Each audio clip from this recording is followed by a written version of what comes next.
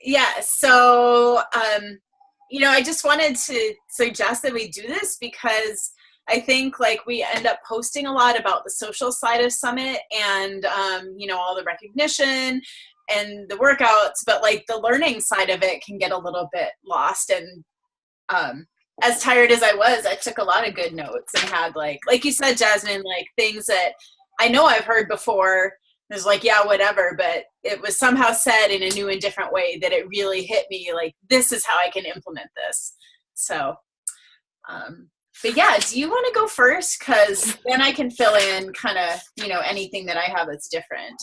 I'm like, I have so much, so I'm going to try to be thorough and quick. Okay, from the Power of I Am event, which was like a bonus Summit event, if you went to it, depending on which one you went to, the biggest thing I took away from that is you are a magazine cover. Your page is a professional representation of you. So there's a time and a place for your polished pictures and posts versus the behind the scenes look. And they did kind of suggest, Facebook page, more polished, Instagram, more polished, Instagram stories, that back behind the scenes look, Snapchat behind the scenes look. That way, people see you're real, but at the same time, they also see, hey, this is not a joke. I'm empowered by this. So I would like a 1 minute sidebar on this, and I'm timing it. So I've thought about this, and I'm totally, I see those coaches who have a very polished page. They look amazing, but me personally, that does not attract me. I'm actually like, I look for like, I'm more rough around the edges, and I prefer the more real, like that's why I like Meg. I feel like her page is like, okay, you're a real person. I'm not putting you on a huge pedestal. What do you guys think about that? I agree. I understood where they're coming from, like the magazine cover where you can like make it where you want it, but I also get where you want to have that professional vibe in a way. You can be as rough as you want around that around the edges, but you do want to come off as somewhat professional. Like this is a business. Like I'm a legit business. Yeah. Yeah, so like I think like Haley Christian is the one who's like super all over the place now, like, speaking at every workshop or whatever, but and has like blown up on Instagram. But like what she was saying in, not at Summit, but in one of her other trainings, or maybe she said this at Summit, I missed the first part of it, but they just like using good lighting and like making sure you're smiling. She says she'll like tell herself a joke to make herself laugh before she takes a picture, but like that's more of the like the Instagram photo versus the Instagram story. Just as whatever, you can look all crazy and just put it up, like you don't have to retake it because that's like real life. So I think that's maybe the difference. Yeah, I agree with you about the like super. Yeah, I was just like curious. Okay. Sidebar done. Okay. But the other thing we had was for the magazine cover, I posted this in my team group, but they each had done, Angie Bellamar and Emily Kirby did, it was like like if your life was a magazine, what would the stories be? And they had, it was just like a cute little visual, but they each picked like 3 or 4 subjects they posted about. So I really want to do this exercise with my team, or maybe we can all do it together, but of like putting together our magazine covers, like what is in this month's issue? That was a cool way to think about it. Right. And they had those apps. They had 3 apps that they used to like not really make all their pictures feel the same, but have the same like filter if you're going for that kind of vibe. I did write those down. I will post them eventually, aka another day. I was like, okay, so I have like biggest takeaways. So Mindy's swing for the fences and believe like a Cubs fan. Loved that. I cried. It was a beautiful video. That you want to transform this year, that you've got it and you should believe in yourself and come back next year to Summit completely new and transformed. Like your belief in your personal development and everything, like constantly be believing in yourself because look, they did it after 108 years. Like we can do it after a couple months. We've got this. Bonnie Ingles PowerPoint slides, the best things I've ever seen. What she does is she makes 3 note cards, and on each note card there's one subject, and she writes like 3 to 5 things. One is what makes you unique / special for like May. What have I overcome this month, and what is normal about me? And they're little things like what makes you unique special. Her example was she found a charcoal toothpaste for whitening that actually was legit. What has she overcome? I can't even remember what that example was because I just looked at it. I do know that what is normal about me is that she took a nap on a Monday at 3 p.m. That was one of the things she posted about, and she used them for moments where she doesn't know what to post and she needs something. I'm going to find it. What have I overcome? I passed up a cookie cake at a party. Yeah, and that's kind of along the lines of what Shalene said. You're unique. You don't have to be outstanding. You just have to stand out. So like that you can be normal, but you do have to tell like what's different about you from all of the other coaches. You know, does that make sense? I like the way she put it. Love that. Jessica Nelson, final decisions require no thought. You just do them. So put yourself in the corner and fight like your back is against the wall. Tell yourself that you can do it and prove it. And do this in your business, especially on those days where you just don't want to get out of bed and do anything, because you're going to force that mindset shift to get shit done. I loved that. I've written it down like 20 times, I'm pretty sure. The other thing from that training that was really good was that we know that this business is about more than just losing 10 pounds. It's about the community, the support, the lifestyle. It's the whole, it's everything. And we need to be showing that to everyone as, hey, this is why we feel like this is the best fit for you, because we know from our own experience in this community how it works. And then the last thing they did was the results envelope, where you get to fill it with everything you want to see, all the results you want to come into your life. And 30 days from now, when your summit energy starts to wane and fade, you get out that envelope and you just imagine all of that energy in there and you use it to push yourself forward. I like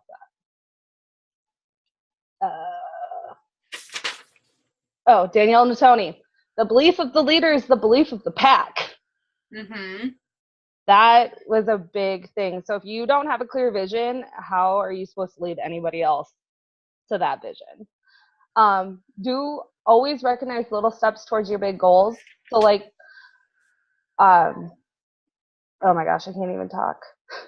Like, your coach signs a new coach. Your coach sells a base kit. Your coach does something crazy cool that you feel needs celebration. Go ahead and celebrate it. Lindsay Stay said that if she sees a post from a coach or from somebody else that inspires her and she knows it brings fire to her soul, she posts it in her team group because she knows it's going to fire them up too. Mm-hmm. And then their test your belief. It's just something we should all do. So rate 1 through 5 your belief in the products, in the company, and in yourself. And if you rate yourself between 1 to 3 in any of those areas, you need to seek out personal development for that area. And they cannot suggest you personal development because it's personal. So what works for me won't work for you. Personal development is personal.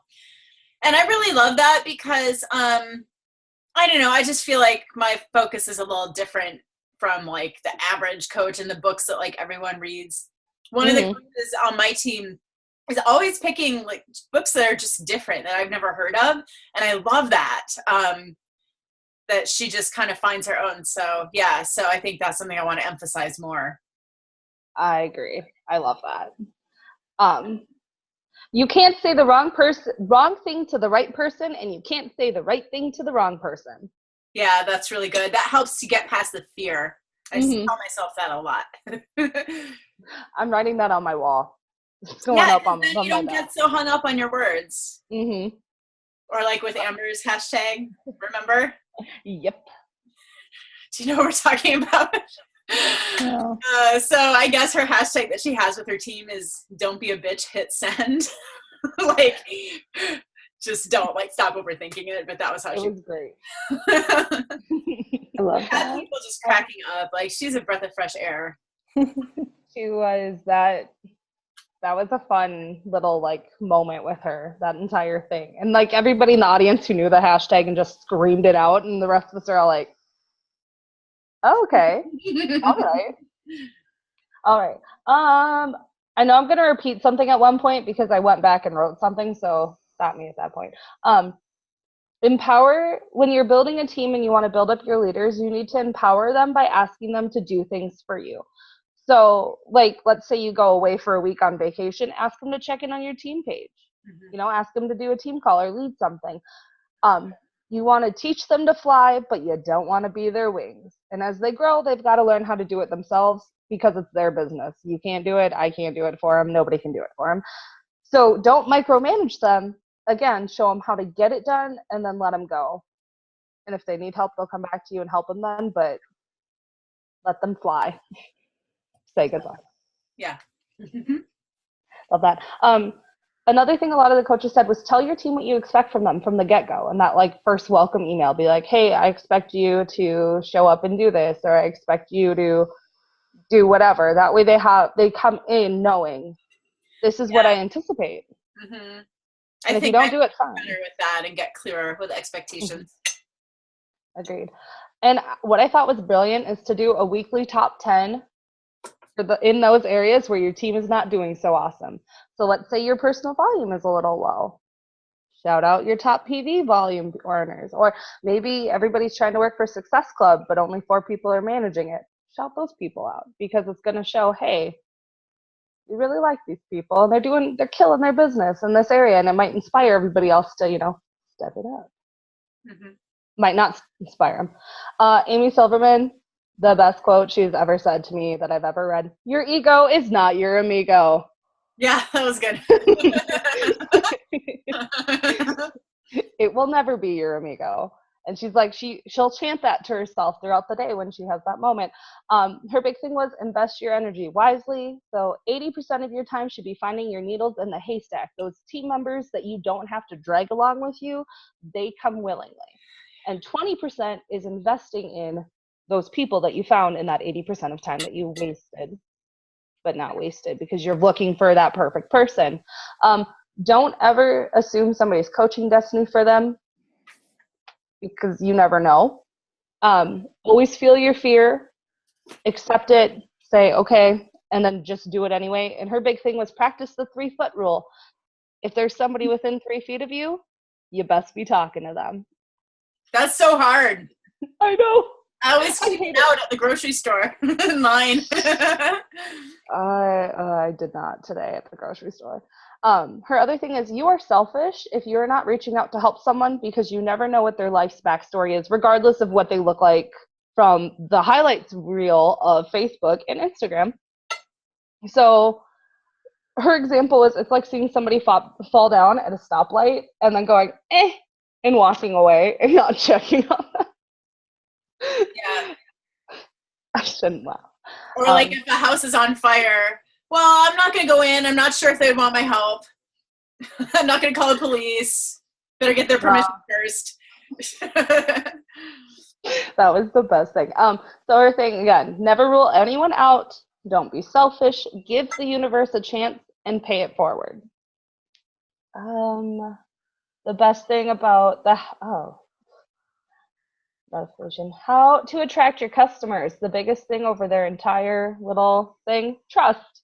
That's how you attract your customers. Show you understand, show them that you do what you say by posting, and then always proactively invite. Like, what made you feel compelled to reach out? I'm excited to hear your story. Or if it's on a picture, like, thanks for commenting on my picture, thanks for liking my picture. What about it inspired you? Why did you like it? Why did you tag somebody in it, et cetera, because then you start that conversation. And that was something that they also talked about cold inviting, is that make sure there's something there before you message them, whether it's a like on a picture, a comment on their picture, your favorite business's picture, something that links you together, because otherwise some people get that really icky feeling from it, and that it shouldn't. You don't have that connection. Really cold with that. There's no reason for it. Mm-hmm. Shalane Johnson, she had 3 things to say. And they're all cute rhymes. Borrowed words are for the birds. But you say I cannot copy because that's not me. It's not going to work. Don't tell me that you're going to sell me. So last year's marketing doesn't work. This year you want to have that like hint of mystery so that people want to know what you're talking about. And then likes are thin and questions are for the win. So it doesn't matter how big your following is. If they aren't talking to you or asking questions or, trying to get a part of your life, it don't matter because you don't need them. You need the people that are questioning you. Yeah, and so on the I guess it was the first point, but she said, attraction marketing is over. Now it's about curiosity marketing. So she really recommends that you don't put the name of the program, but just say, I'm doing a new sports drill workout or something like that, and make people ask, which was a total, if people are asking questions on my post, I kind of feel like I did something wrong. I didn't put enough information in the caption, it's just a total flip in my thinking that, oh, that's a good thing if they're asking questions and you put up a post that's a little bit, there's some mystery in it. So I'm going to be working on that. And she also said you should measure the number of questions that people get, and that's your metric of success, or that people write on your post. I find that interesting because I've tried that, not dropping the names of things, and I must not be. I don't think I was doing it right because I would get more confusion than anything from people who I'm like, no, you guys. I was like, no, you know what I'm doing. Why are you asking questions? From people who knew what I was doing, and I'm like, so for Shift Shop, I've been hashtagging Shift Shop, so I'm like, people should know what I'm like. So I've been playing around with this. I've been trying to figure it out. Right, and one of the things she said is with how everything's working in a lot of the social medias, when you tag or hashtag or flat out, I don't know if it's so much hashtag, but it was a lot of calling out, posting specifically Shift Shop, Beachbody, Coach, certain phrases, you will be hidden. Yeah. I will see your posts, but my brother might not see your post, or, a person across the world who's a perfect fit for you will not see your post. It kind of depends. I know one thing that a few people who get around that is they use a symbol as one of the letters. So Periscope, use the pear symbol. I know about that one. Yeah, so I need to figure out maybe I'll use an exclamation point for the I or something. Right. Or something fun. But yeah, okay. Yeah, that's I heard that too. It gets hidden, and I've been using it, and I'm like, we'll see how this goes. Right. That fine line we all don't know. I know, exactly. What else do I got? Objections are always opportunities to share your story. So there is no winning, or there's only winning and learning. There is no losing. I love that. I love that too. And then objections are always about your client. It is never about you. And so we should not take it to heart. And so what they suggested is building up an armor of positive thoughts and just wearing that all the time and knowing, hey, again, when they're upset when they're objecting something, whatever it is, weave it into your story, keep your armor built up, and then share your story. Because if you're not sharing it and showing you understand, how are they supposed to, again, go back to all the way to the beginning, trust you?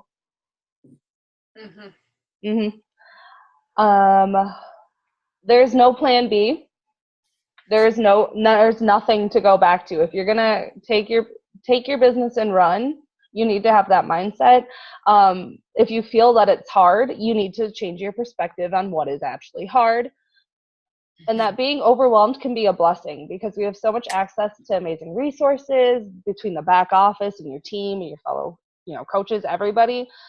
And anything that you do above the Vital 4 is extra, whatever that is. So on those days where you feel like you're not doing that great because you're only doing the Vital 4, remember, you're doing what you have to do. You're doing your consistency. And anything above that, again, is extra. And it's just going to get you to your goals quicker. No. Okay. I have 2 more. We're so close to the end of my list. Okay. Love your coaches for their role and their space in this business. Have them do their list of 10 things about them that is interesting, that they feel is interesting, to help them know what to share on social media. But don't force them into, again, don't do their destiny. Don't force them into a role, because you don't know where they're going to fit within the whole, I don't know.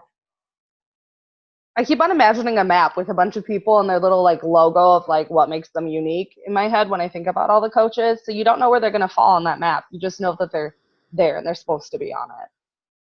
And then to onboard coaches when they are ready, you need to protect your energy. So don't sprint when they crawl. Don't crawl when they sprint. And do what makes sense to you when you're onboarding your coaches. So if you're Brittany, you track via paper. And she even put that in the Beachbody Champions group. If you saw that, she did post that. Do an email series, whether it's a single email, a bunch of videos. Do a pinned like hub linked post, like this is how you get to the back office, this is how you get to here, this is how you check this. Post at the beginning of your team page. Do new coach threads or push to diamond threads, so you don't have to do 1,000 groups if that's not your thing. Don't do shit that doesn't make sense to you. Do what makes you happy and do what makes sense to you to make your business move forward. And she said that she offers like a new coach orientation Zoom. I think she said every 3 months. So I was thinking of maybe, because lately I haven't been doing getting started right calls. I don't know why. They just didn't feel like they quite made sense for the way that people are operating. But yeah, to maybe offer that once a month, that like anyone who wants to jump in can get on this wherever they're at. If you joined last week or if you joined last year but you haven't done anything with it yet, it would be like an on-ramp. So yeah, I liked that idea.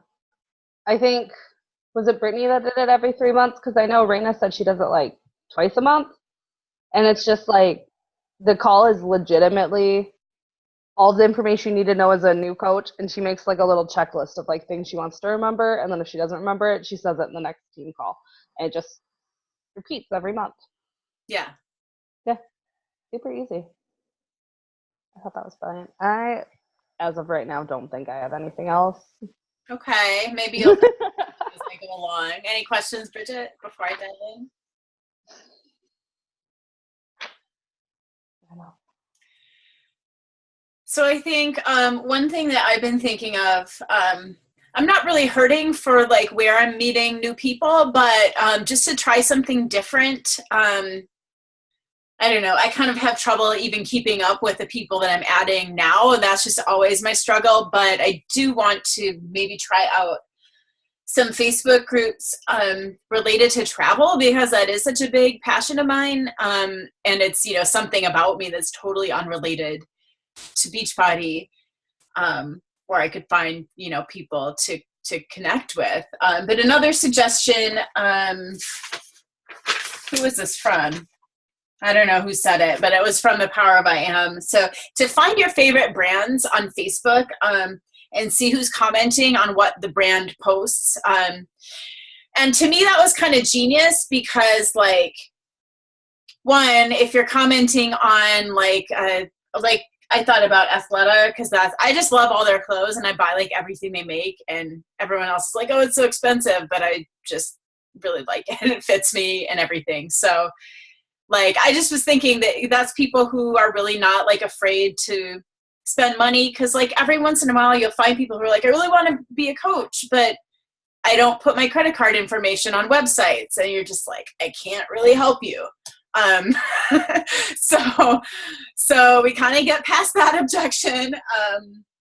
And also, they're probably not afraid of social media if they're commenting there. Like, there's some people who are super concerned about privacy, and it's like a non-starter, because if you're not willing to put yourself out there on social media, you can't start to grow your following. So I might play around with that just as like a new way of meeting people that might, just be productive and something fun to change things up.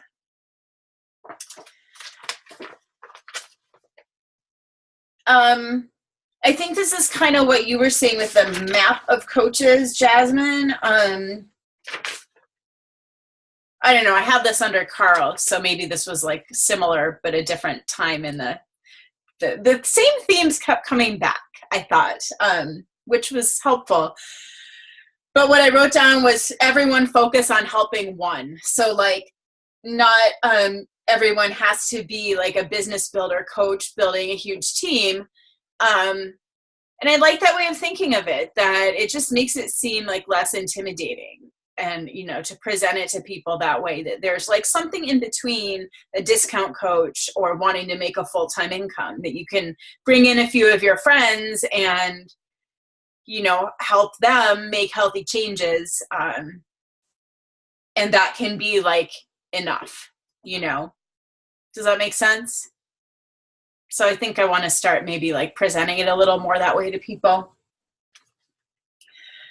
And just think about like how to do recognition that kind of makes sense with that we're not only recognizing Success Club.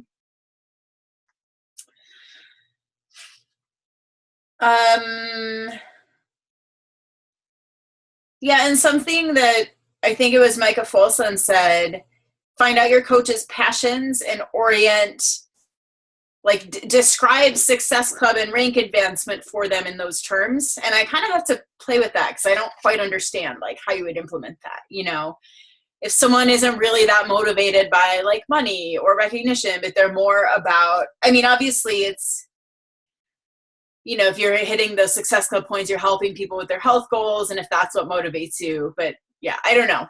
If there's like different passions, it might be a little more difficult to relate it to. Was that when she was mentioning the 5 love languages? Because that came up too, like doing the personality test and the GEMS test and the love languages to know how to motivate and empower and connect better. Well, I mean, I do the love languages test on my team, but it's still like whatever their love language is, I'm using that to recognize them to get Success Club points or if they rank advance. So how to like, it's almost like translating those achievements into a different language that will be like more exciting depending on what lights someone up. So I don't know. Let me know if you guys have any brilliant ideas on that one.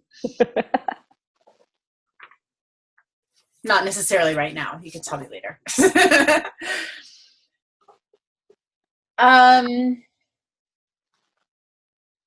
A lot of it was stuff you said already. 2 things that I think, so here's one that was kind of a like light bulb moment.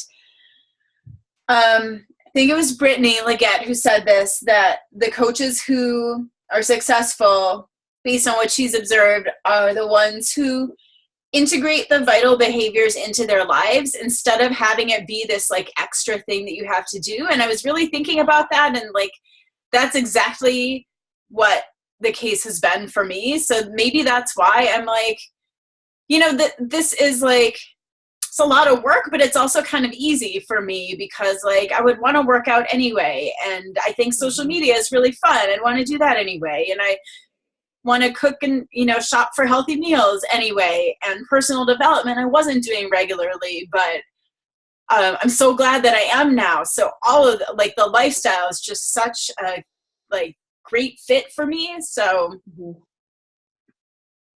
I think she's right about that. So a way to like convey that to people that helps them to, I guess, adopt that approach. Or to find people who click with it too. And then the last thing, I mean, of course, we always hear mindset is everything, right? Always, everybody says it. But I think like for the first time, I'm really starting to understand how, you know, people always say, you know, it's selfish if you don't ask someone. It's selfish if you think they make a good team member if you don't tell them that. And I was all like, yeah, whatever. You just want me to invite more people. But like, I'm starting to feel like I really, really believe that. I've even noticed like how I talk about Shakeology lately that like I always thought it was a good value, but I never really thought about it as saving me money, but you know, when you think about like probiotics and vitamins and other things that you might be buying, you know, a healthy snack, like put it all together, it wouldn't cost more. Mhm. And I've just gotten more confident in saying that lately. So I guess I feel like things are shifting just with my own confidence and belief in what we offer. So that's exciting. Okay.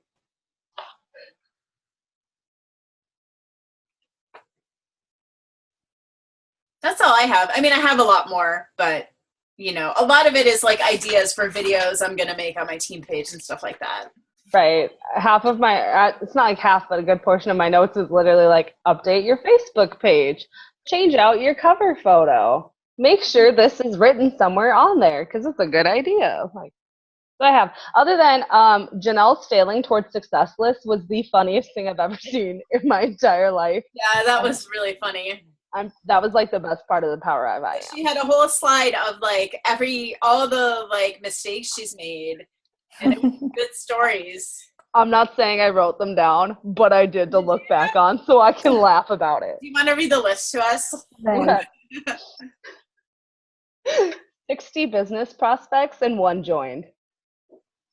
She taught an hour training on mute. Follow up. That was why she said. And she didn't follow up. Yeah. And the one person is still on her team, isn't they? Aren't they? I think she said that, but they joined way later. She gave away a flat screen TV when she couldn't even afford her own flat screen TV. As like an incentive for her coaches. Oh my God. Contest. And she starts it with compliance. Don't listen right now. Yeah, if legal is in the room. She was 1-star diamond for 2 years in her 3rd business center. And it was just that she was just a bunch of things messed with her prank over and over. She received record unlikes for posting her first before and after transformation photo.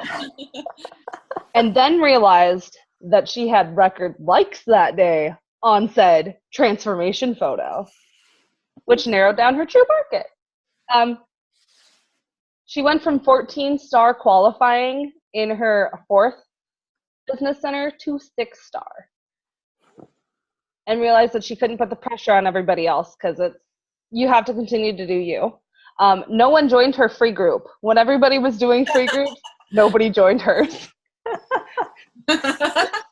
When Success Club first became a thing, she literally didn't know what it was.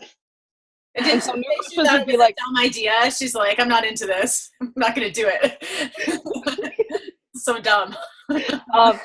She gained weight on the 3-day refresh because she didn't follow the meal plan.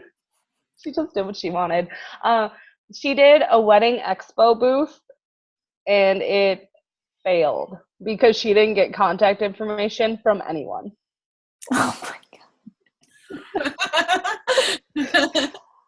And then to go along with her training on mute, she did a 1-hour training not knowing the camera was on.